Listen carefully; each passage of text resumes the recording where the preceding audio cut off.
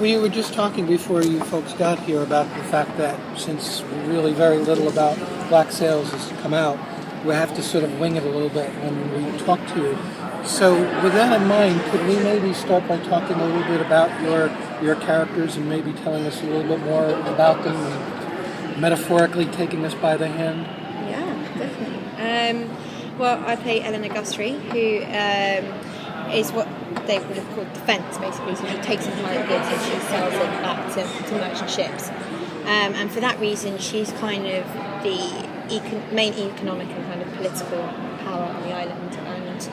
And the pirates basically have to vie for her favour most of the time. And so in that way, she's a very determined young woman who is a very astute businesswoman. And it's an incredible role to kind of play, and I think with regards to history, it's amazing that a character like that I think would have existed, but maybe hadn't made it into the history books. So yeah, it's a fabulous character.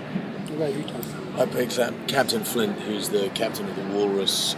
He's when we meet him in the first episode, he's historically been the biggest earner on the island. He has the most fearsome reputation. He's got the best crew, but he's hit on a fallow period where he hasn't been earning quite so much money, and his crew is becoming discontent. And there's a character who wants to become captain instead of him. He believes he's better and he can do better, and they want to get rid of Flint. So there's a feeling that he's, and at the time these crews were democratic. You voted a captain on and off the ship, and the only time a captain had absolute control was during battle.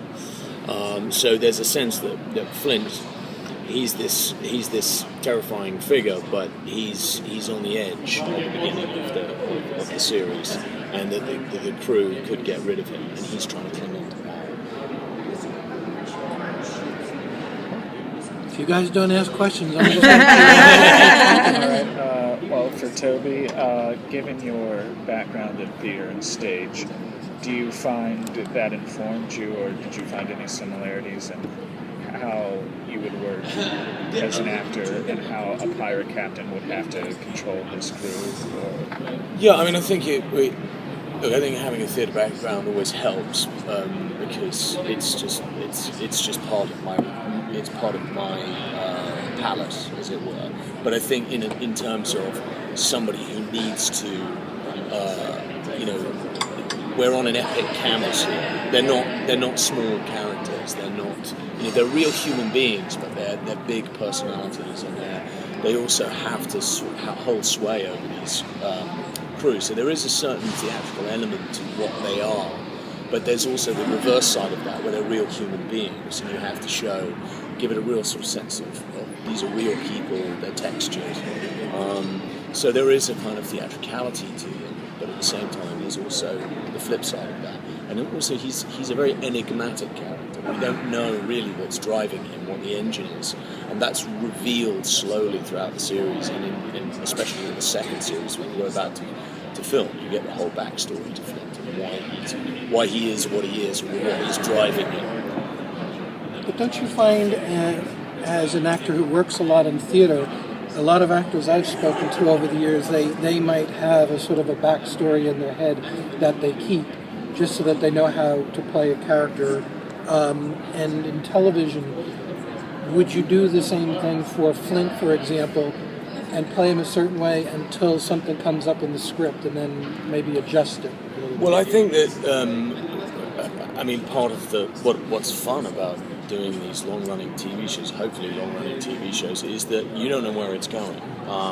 But the creators generally give you enough information about them to form a coherent character that is nuanced, that is real, and you have to work with that material. But like real life, we all change, and things are thrown at us. Events happen that actually kick us into some other part of our life, and we, other parts of us are inflected, or whatever. So I think I'm starting off from this basis. I don't know where he's going to go, I look forward to finding out. And you know, I'm all for changing as it goes along, and it being something that is plastic rather than something that's stuck. I mean, I think for me, I had to make some choices early on about her backstory in order to kind of, you know, have that fullness when you're approaching scenes and be able to kind of emotionally prep yourself for it. And yes, as the season goes on and you find out more and more details, subtle things about your story have to change. And they become richer and you become more informed as you go into every single scene. So as much as you know, can prep for a role, I think one of the most amazing things about being on an episode of TV and, you know, being on a series like this is kind of like living.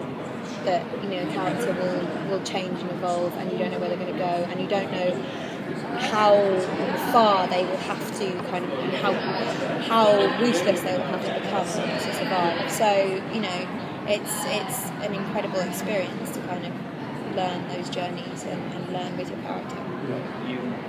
You mentioned that you had to create the background some yourself for the character, and that you would like to think she did exist in history. Were there any historical influences that you researched for this role? Yeah, there were. I mean, they weren't relating necessarily to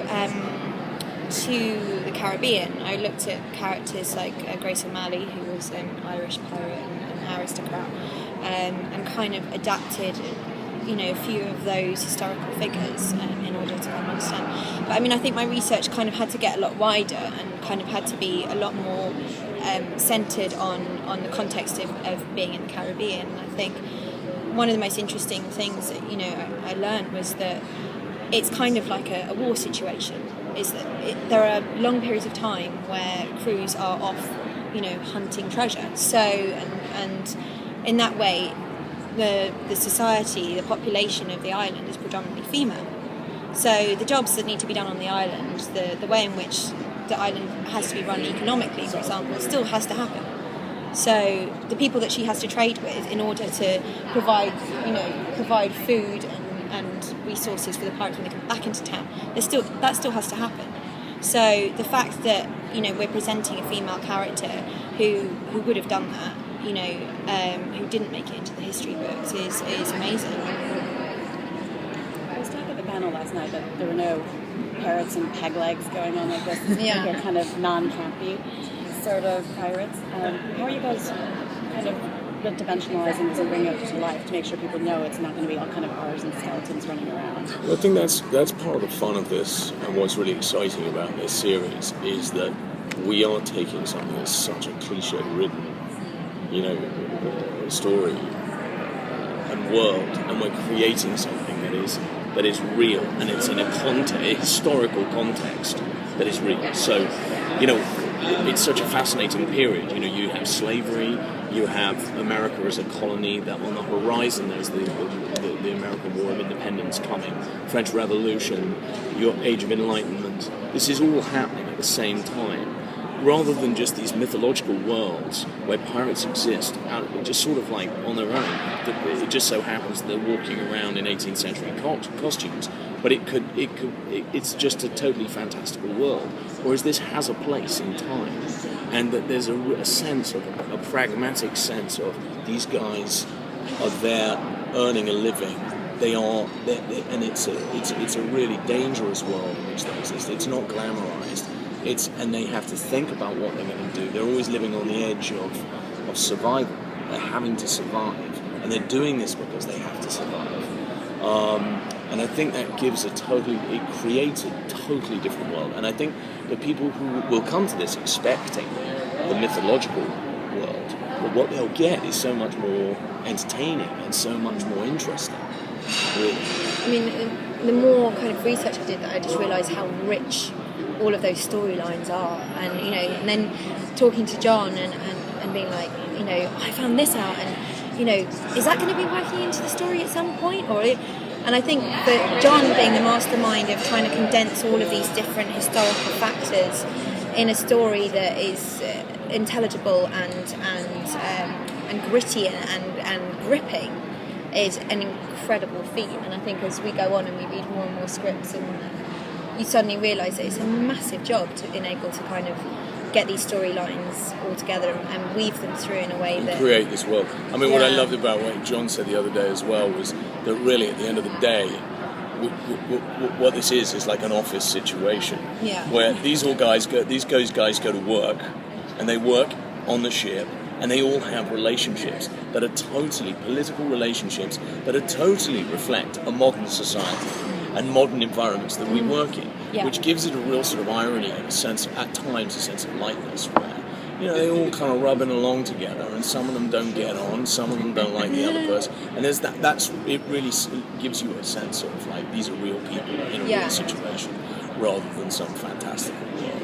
But is there a line that you have to sort of tread where, on the one hand, you want the characters to be relatable, your character to be relatable, specifically Toby, but on the other hand, they're pirates. Mm-hmm. You know, I mean, these are not But that's nice guys. it's a fun line to walk. Right. Because on the way you make them personal, you go, oh, I can't relate to this guy, he's sort of like me, and then the next minute you're punching somebody to death, and they're going, oh, I don't know what you're doing now, this is terrifying, and that's a really fun line for us to play as actors, but I think also for audience members, they'll be sucked into this world, and they'll like these characters, they'll relate with them, and then they do terrible things, which makes it hard for you to you know, and you're constantly having to adjust your point of view on these people, but yet we create a world in which they understand also the reasons why you're doing what you're doing, and that gives them a conflict, and that's the great thing about these long-running shows now. We're in the heyday of TV, and we can create these very nuanced, complex stories that don't patronize audiences, that don't use the shorthand of film. They're not. We can really kind of create complex adult stories for I mean, audiences. I think that's what's really liberating about playing characters that have so many layers to them, and that each layer in some way has to be exposed at some point in order for an audience to really understand this person and identify with them. And I think, you know, all of our characters are vulnerable at points, all of our characters are ruthless, all of our characters are entertaining at points, and I think that's the most incredible opportunity, and we've had a lot of fun doing it.